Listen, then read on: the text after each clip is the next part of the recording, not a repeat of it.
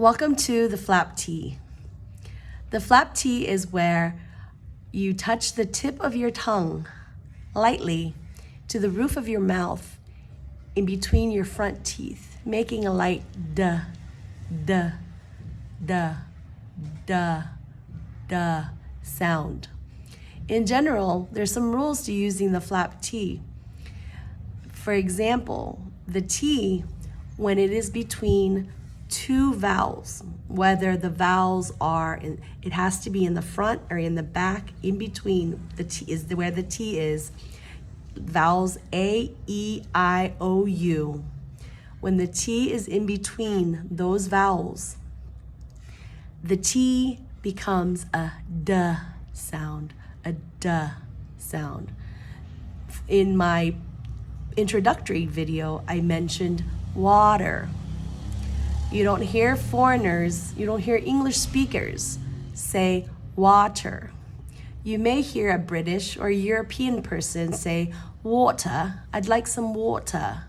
But English speakers say water, water, because the rule makes it so because the T is in between those vowels, we pronounce the T as a duh sound.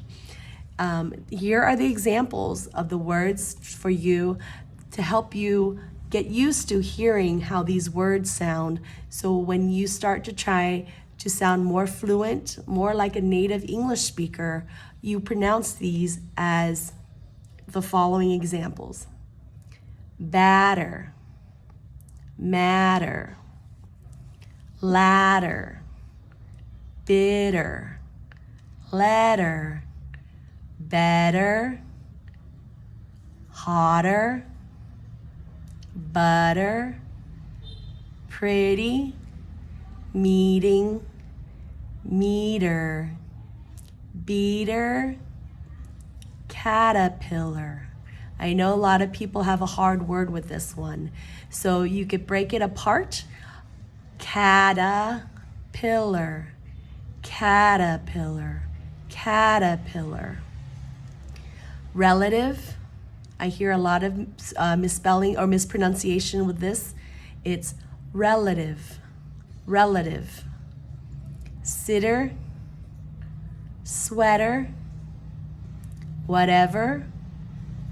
This one you can say either data or data. Either way, it's with the D sound. Data or data. City, party, editor. I'm hearing mistakes on this one as well. Editor, editor. And the word kind of just goes up and down. Editor to sound smoother. Motor, graffiti, liberty, visitor. And I hear a lot of people kind of have trouble because the S goes down to the D and then it ends with an R. So when that happens, I hear a lot of mispronunciations, and I kind of want to speak up close so you can hear me say visitor, visitor.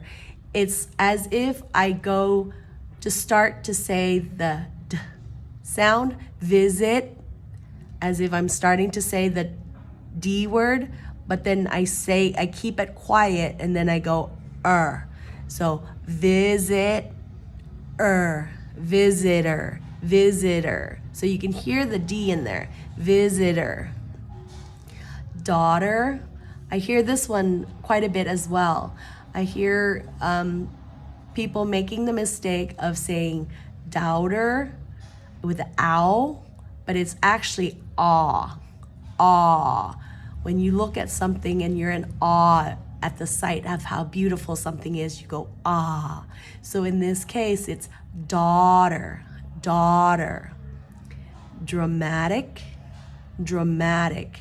I've heard some misspelling or mispronunciations of some of this too, of this word, dramatic. Authority, authority, authority. And this goes similar to the voice TH sound. I'm sorry, voiceless. So computer, attic, attic. You start to say the C word, but you don't really say it. You just keep it in the back of your tongue. As if you start to say the C, you just go attic, attic, cottage, committee. Some of these words, I have some sentences, and I know it might be a little hard, but you could keep it short if you'd like, or if it is kind of hard to pronounce or say together, it's fine to just break it down and just make it simple sentences. And if that helps, then we can start with that. I have a cute sweater in my closet that makes my heart go pitter patter.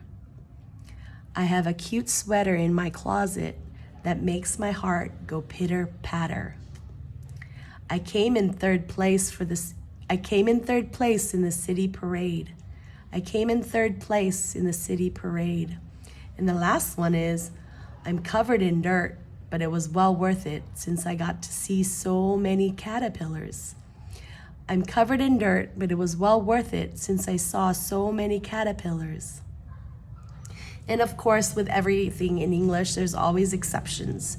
The exceptions are when the T or the TT sounds are stressed. When they're stressed, then we actually pronounce the T sound, and it no longer falls within the soft D between those two vowels. So when the word is stressed, it maintains that sound. So these examples that I found online were attend, attach, attack, attempt, potato.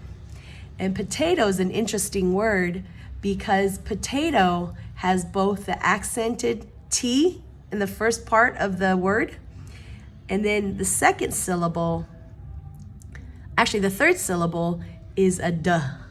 So the first part is pote, where we're pronouncing the T because the accented A makes it pote. And then the third syllable is do, because the T again is not accentuated, or the O is not accentuated. So therefore, the T-O is kind of a do. Potato. And then with the two examples that I found, I thought that was kind of neat, is Italy, because the A in Italy is not stressed, so we pronounce it Italy. However, Italian, the A is stressed after the T, so it becomes Italian. I hope this helps, and I will come back for another video to show you the second rule of a flap T. Thank you, and have a great day.